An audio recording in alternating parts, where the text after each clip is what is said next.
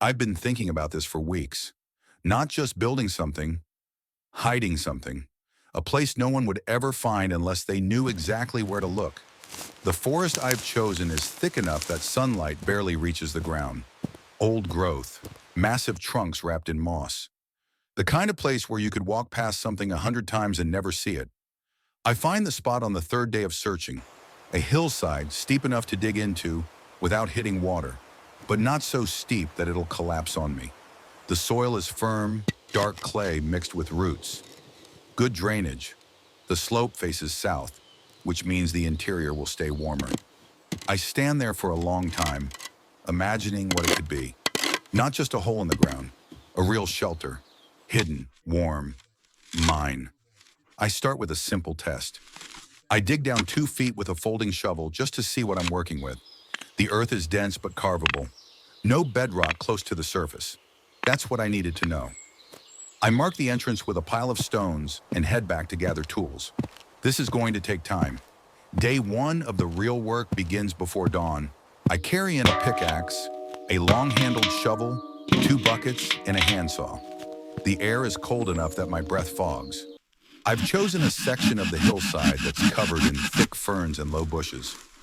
Once I dig in, the entrance will be invisible from 10 feet away. I start carving into the hill. The first swings of the pickaxe send shocks up my arms. The soil is stubborn. I break through the root layer first, fibrous, tangled, holding everything together. Each root I sever releases a smell like wet wood and earth. I scoop the loosened dirt into buckets and haul it 30 feet downhill, scattering it under the trees so it doesn't form an obvious pile. 3 hours in, I've opened a cavity about 4 feet deep and 5 feet wide. It's barely a dent. My shoulders are burning, but I can already see it, the rough outline of what this will become. I take a break and drink cold water from my canteen. A bird I can't identify calls somewhere above the canopy. The forest feels like it's watching. By midday, I'm 6 feet into the hill. The temperature inside the hollow is noticeably cooler. The walls are raw earth, dark and damp. I use the shovel to smooth the floor, packing it firm underfoot. I'm building this in layers: dig, reinforce, expand. If I try to go too fast, the whole thing could collapse. I spend the rest of the day widening the main chamber. I'm aiming for a space about 10 feet deep, 8 feet wide, and 7 feet tall at the center. Enough to stand, move, live. Every bucket of soil I remove makes the space feel more real. The walls start to curve naturally, following the contour of the hillside. I leave a thick layer of earth above me, at least 4 feet, so the roof doesn't cave in, and so nothing above ground suggests what's below. The entrance is the tricky part. I don't want a gaping hole. I design it as a low tunnel, just wide enough to crawl through, angled slightly downward so rain won't flow directly inside. I dig it out carefully, reinforcing the top with flat stones I gather from a dry creek bed nearby. The tunnel is about 4 feet long.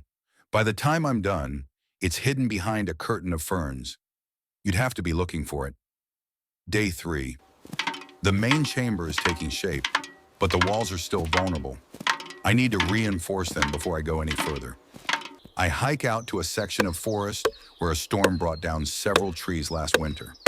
I select straight pine logs, each about 4 inches thick and 8 feet long.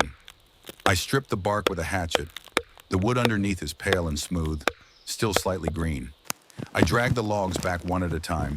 It's slow work. The forest floor is uneven, and the logs catch on everything. By the time I get 6 of them back to the site, my hands are covered in sap and scratches. Inside the chamber, I begin setting the logs vertically along the walls, packing earth tightly behind them. The logs act as support beams, holding back the soil. I use a mallet to drive them deep into the ground, and then lash them together at the top with thick cordage. The structure starts to feel solid, permanent. For the ceiling, I lay thinner branches across the top of the vertical supports, weaving them together in a lattice pattern. Over that, I stretch a salvaged tarp I brought with me, insurance against moisture seeping through. Then I pile earth back on top, thick and heavy, until the roof is buried under 2 feet of soil.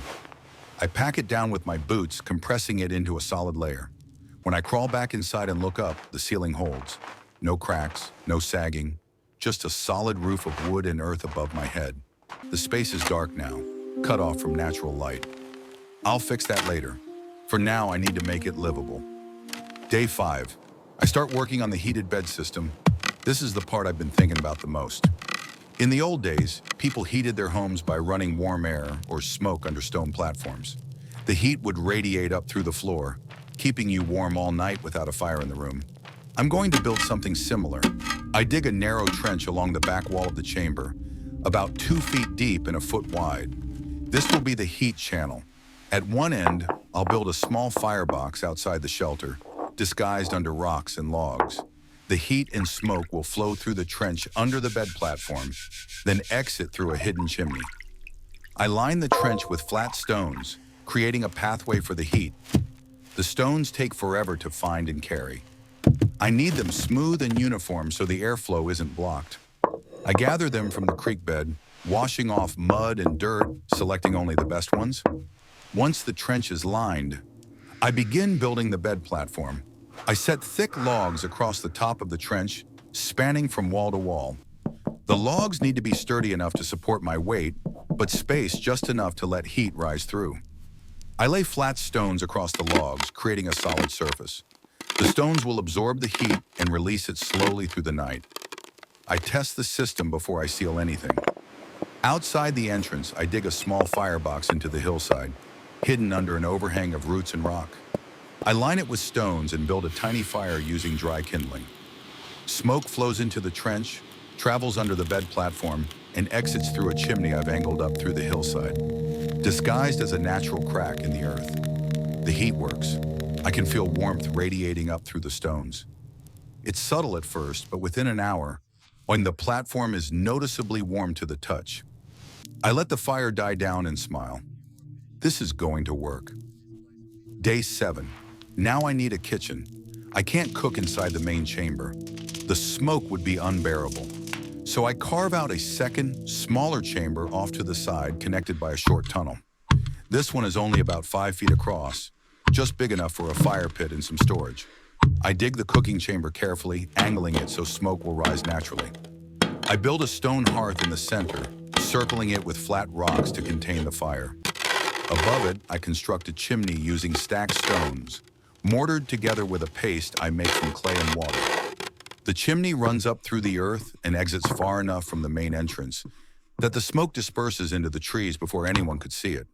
I test the cooking fire, and I burn dry hardwood, which produces less smoke. The draft pulls beautifully. Smoke rises straight up the chimney and vanishes into the forest canopy. I cook a simple meal, rice and dried vegetables in a small pot.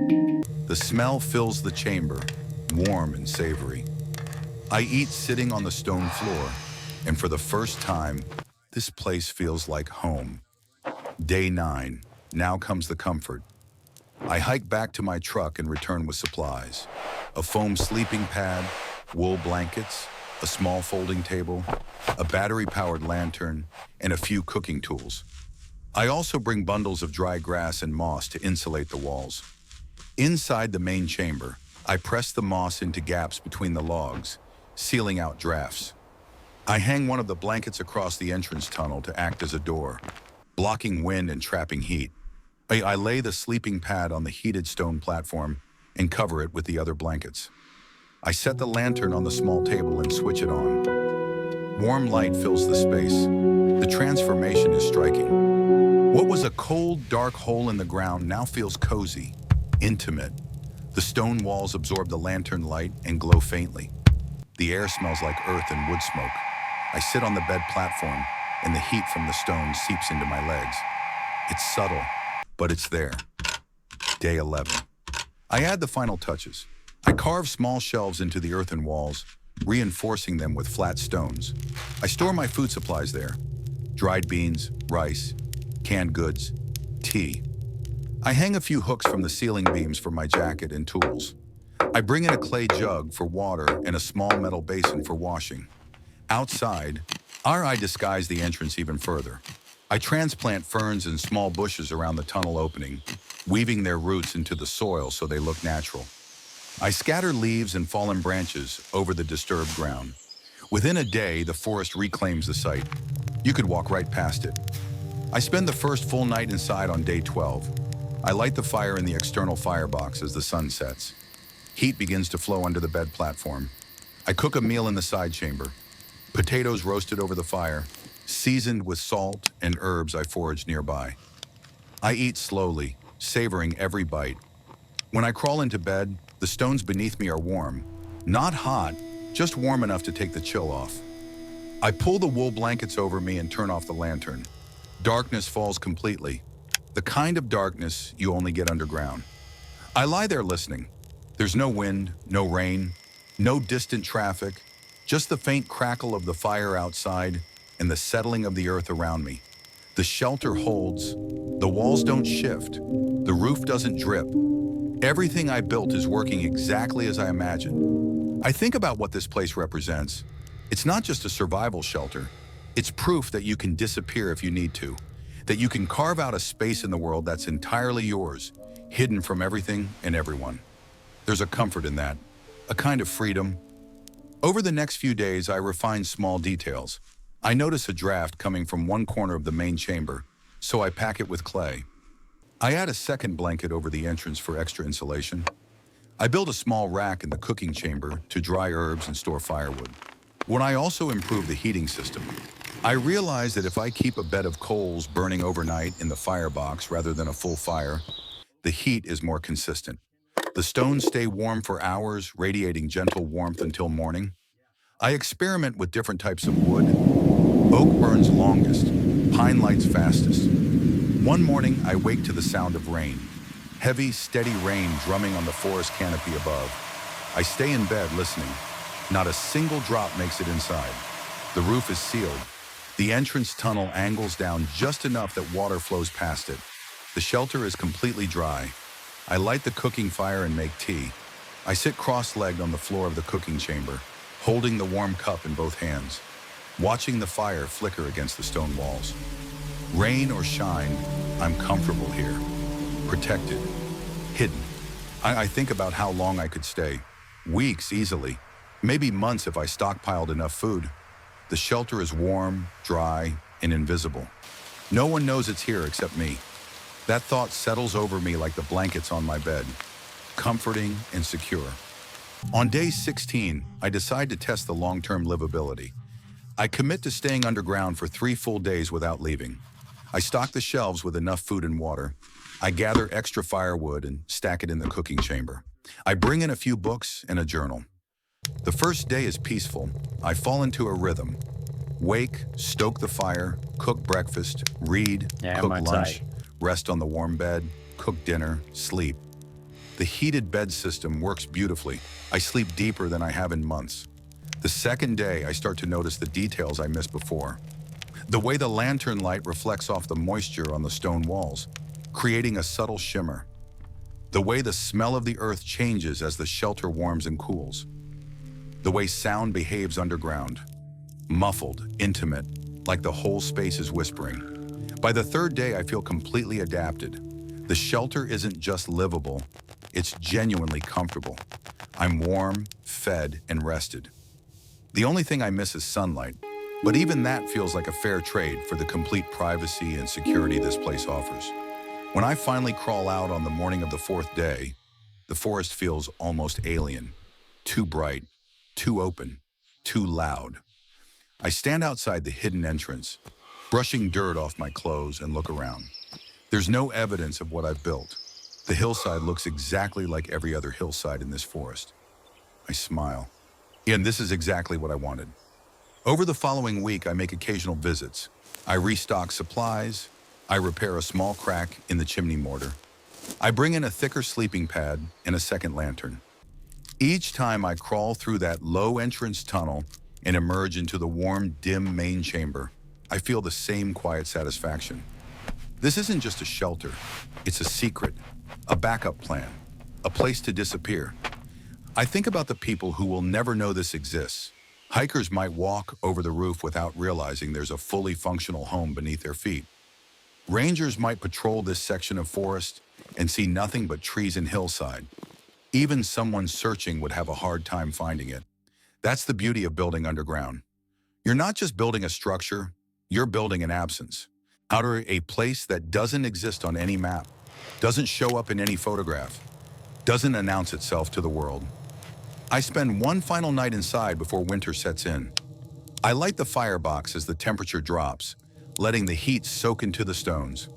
I cook a simple stew in the side chamber. Root vegetables, dried meat, wild herbs. I eat slowly, savoring the warmth and the solitude.